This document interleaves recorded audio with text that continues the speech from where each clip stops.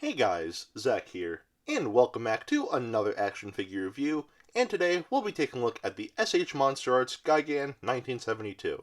Now, this version of Gigan comes from the 1972 film Godzilla vs. Gigan, which, I'll be honest, it's not my favorite Godzilla movie. I wouldn't even put it in my list of top 10 favorite Godzilla movies, but Godzilla vs. Gigan is still a movie that means a lot to me. Everyone in the Godzilla community, or at least most people, there's always that one Showa-era Godzilla movie that just means a lot to them. I hear some people say Godzilla vs. the Sea Monster. I hear a lot of people say Godzilla vs. Hedorah.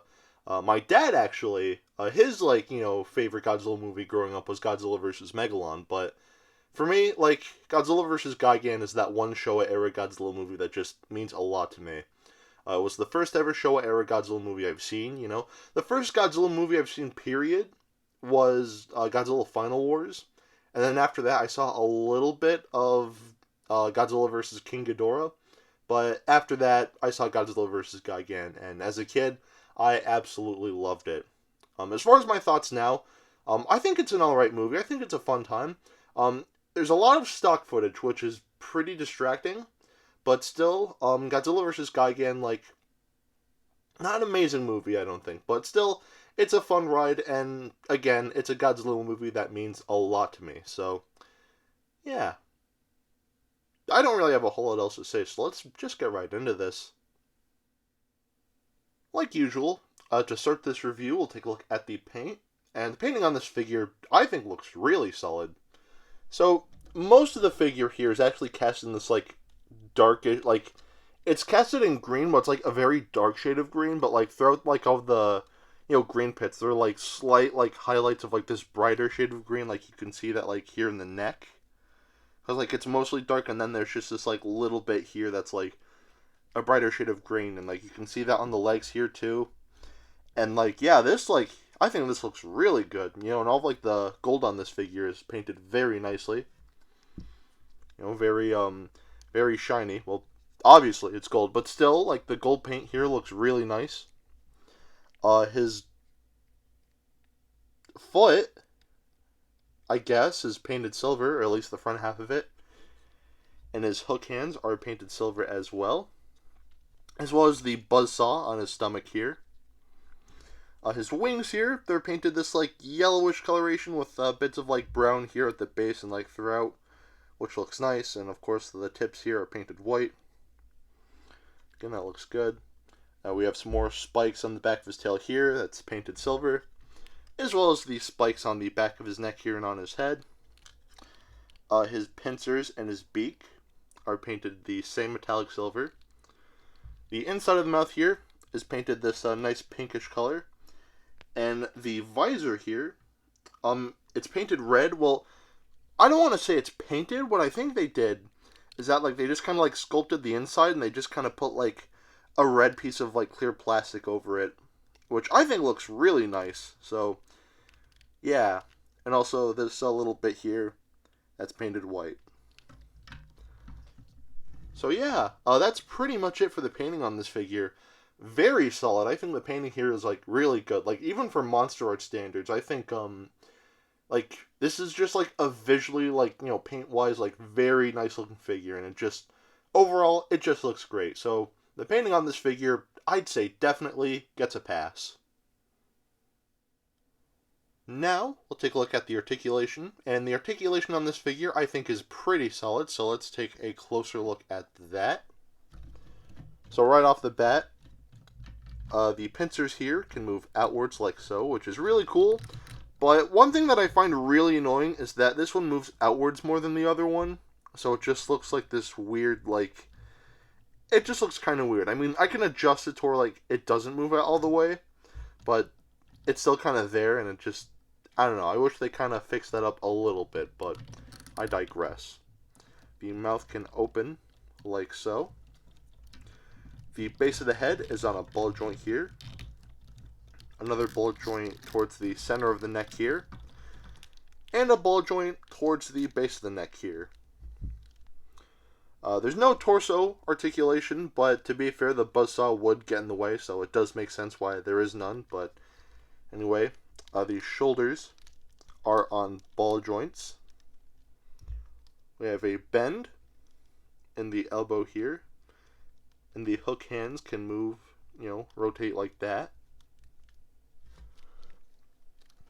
The legs here are on ball joints.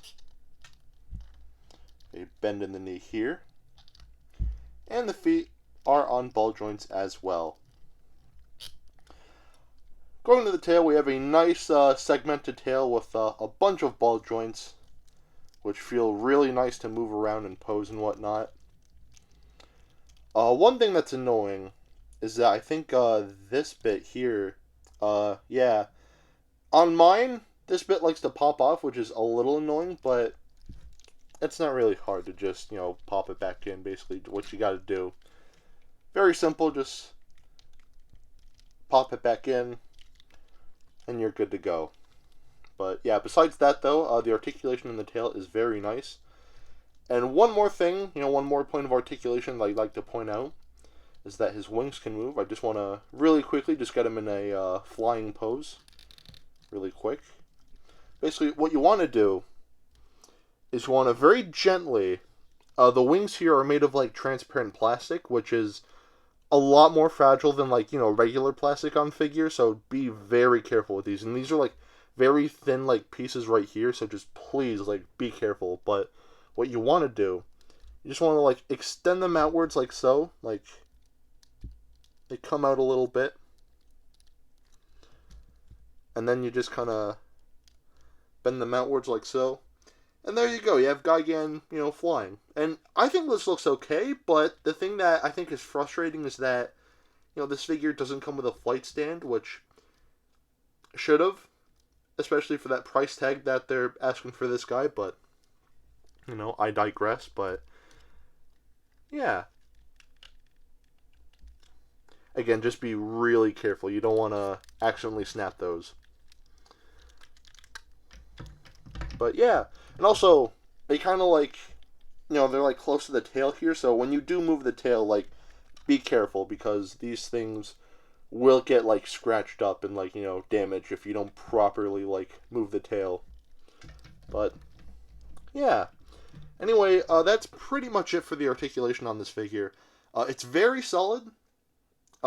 It's annoying that, mine, like, the end of the tail pops off on mine, but besides that, the articulation here I think is very solid, so yeah, the articulation here is good.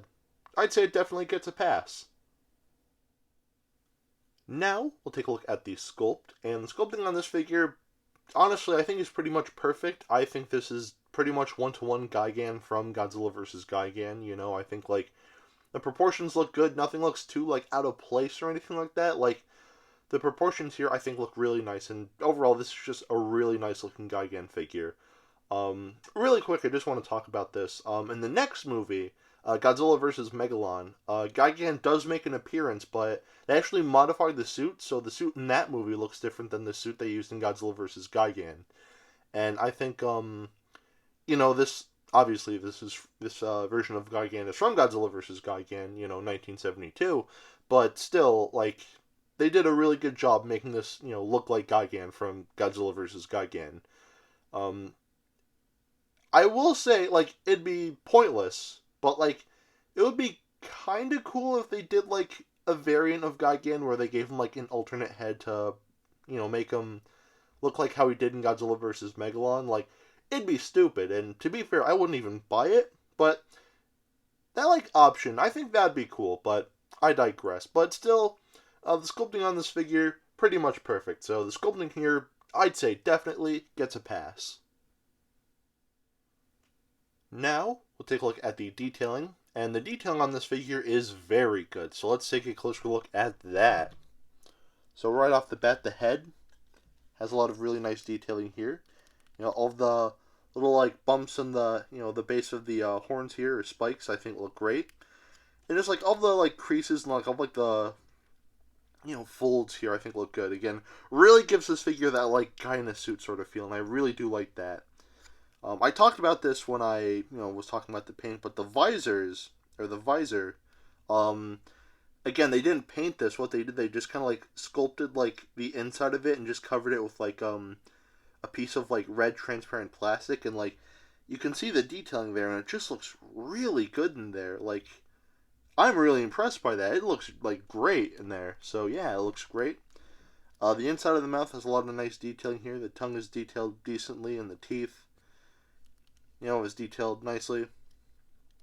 And again, just a lot of, like, really nice, like, wrinkles and, like, folds in, like, the skin here. Like, in the arm here, there's, like, a lot of really nice, like, folds and whatnot there, which, again, really gives off that, guy in a suit feel. Same with the leg here. Just a lot of really nice detailing here. And just, like, the bits of scaling here, I think, looks really nice, too. All of, like, the gold scales on this figure are also detailed really nicely. Like, the detailing here is just, like, very good. And again, that just continues all the way to, like, the tail here. But even the feet have a nice bit of detailing here, of, like, the little bumps at the base of the nose. Whatever you want to call this. I'm not calling this a toenail. Because, I mean, maybe it is a toenail. I'm getting off topic here. Yeah, no, the detailing here just looks very good. Just like a lot of really nice detailing here. Like the creases at the bottom of the tail here are detailed very nicely. Everything here is just beautifully defined. And like same with like, again, like all the scales like here. It just looks really nice. And lastly, I want to talk about, the wings here. I think have a lot of really nice detailing here as well. Like all of like the little like folds and wrinkles and whatnot are, they are detailed very nicely, and all of like the little bumps and like these bits here. Again, just a lot of really nice detailing on this figure, and it just overall the detailing on this figure I think looks very good. So the detailing here I'd say definitely gets a pass. Now we'll do some size comparisons. Here we have the SH Monsterarts Gigan 2004 Decisive Battle version, I think this guy was called. Whatever the 2021 re-release of this guy was called, that's him right here. Here we have one of my childhood Gigans. Here we have the Bandai Creation Showa Gigan. Here we have another childhood Gigan of mine. Here we have the Bandai Creation Gigan 2004. And of course, here we have some hand sanitizer. And here we have Dr. Billy Grant. I'm just now noticing this with the SH Monsterarts Gigan 2004, but they did the same thing here. They detailed like all of the bits of detailing underneath the visor, and then they just covered it with like a transparent like red piece of plastic, which it's more noticeable on the Showa Gigan, but you can still like see that it's going on here, which I think is kind of cool. Am I stupid for not bringing this up before, or actually, don't answer that. So at the end of the day, should you get this figure? I'd say yes. I think the painting here is very solid. The articulation is also very solid. The sculpting, the detailing, everything about this figure I think is great, and I do recommend that you pick this guy up. However, there is one issue I have with this figure, and that's the price tag. For context, I got this guy from Awesome Collector. I got him for $90. Awesome Collector is where I usually go to buy like my SH Monsterarts figures, but still, like, I paid $90 for this guy, and I'll be 100% honest and say that I think that that's way too high of a price tag to pay for an SH Monsterarts figure like this, especially one that comes with no accessories. Over the summer, I reviewed the SH Figuarts Gomora from the Ultraman series. That figure came with accessories, and he was only like a little over $70, which is still not super cheap, but he at least came with accessories, and he's cheaper than $90. This figure is $90, so obviously he's more expensive, and he comes with no accessories, and it's really frustrating. I mean, I get it, Gigan didn't really do a whole lot in the movie to, like, warrant, like, other accessories. Like, I know, like, in the Pipeworks games, he had, like, he, like, shot lasers out of his visor, but, like, again, that was in the Pipeworks games. He didn't do that in Godzilla vs. Gigan. He did fly in Godzilla vs. Gigan, though, and for some reason, they did not include a flight stand here. Like, if they included a flight stand and charged this guy at $90, that'd be okay. I'd be totally fine with that, but they didn't. They just sold this guy on his own with no flight stand for $90, and I think that's a little ridiculous, if I'm being honest, It's still a very nice figure, Like, the quality here is very good, but this figure is a little pricey. So if you do want this guy, I'd say go for it, but see if you can find a better price. If you can, and you end up paying $90, then it's still not the end of the world, because like I said, this is still a very nice figure, but the price tag is just too high in my opinion. But I digress. Still get this figure if you can, but just watch out for that price tag. Anyway, that is it for today. Have a great rest of your week, and I will see you in the next video. Peace, Zack out.